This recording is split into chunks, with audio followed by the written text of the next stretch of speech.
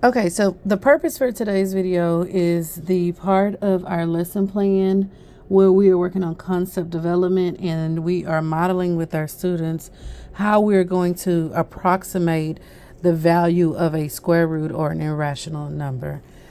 So we have a total of 11, 3, 4, 5, 6, 7, 8, 9, 10, 11.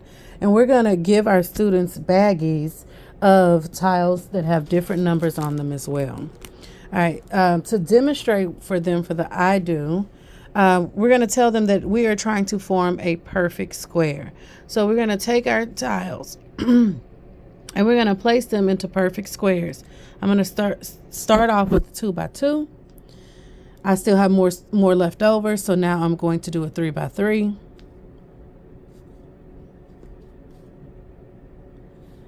And then I end up with 2 left over.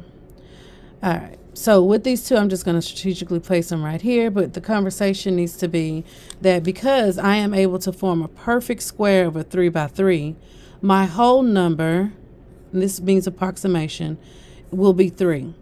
Now, I'm going to form a fraction at this time because I know that whole numbers, if I'm talking about a perfect square, I have 2 squared is 4. 3 squared is 9, and then 4 squared is 16. So our number of tiles are living in between these numbers. My 3 means that I have 9, but I actually have 11 squares. All right, so how many did I have left over? I had 2 squares left over. However, in order for me to make a 4 by 4 is where I'm going. So I am now going to construct my fraction. Well, I have 2 remaining here.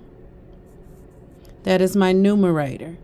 To form my denominator, I've now got to figure out how could I form another perfect square. Well, this is a 3 by 3. The next perfect square is a 4 by 4. So that would mean 1 more square here, and then I would need 1 here, 1 here, 1 here. I'm sorry, I drew that wrong. 1 here, here, here, and then here. This would be a total of 1, 2, 3, 4, 5, 6, 7 total squares that I would need to create a 4 by 4 perfect square. This fraction represents the exact approximation of the square root of 11 because I had 11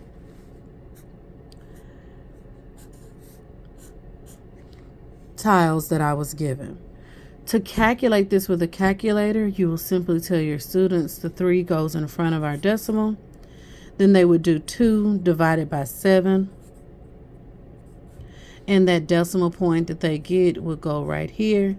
And that way they're able to now place the answer on a number line, and they can determine if it is closer to 3 or if it is closer to 4, where they will put the square root of 11. This is the objective of the lesson. It is to be able to take a certain number, square root that you're given, create a mixed fraction, convert the mixed fraction to the decimal, and from the decimal, place the square rooted number in the correct position on a number line. When the students leave today for their concept check, they will have to be able to correctly place a square root on a number line. Now, of course, we could have easily taken our calculator and we could have placed in second x squared to get the square root symbol, then 11, and then found the decimal, and then also placed it here as well.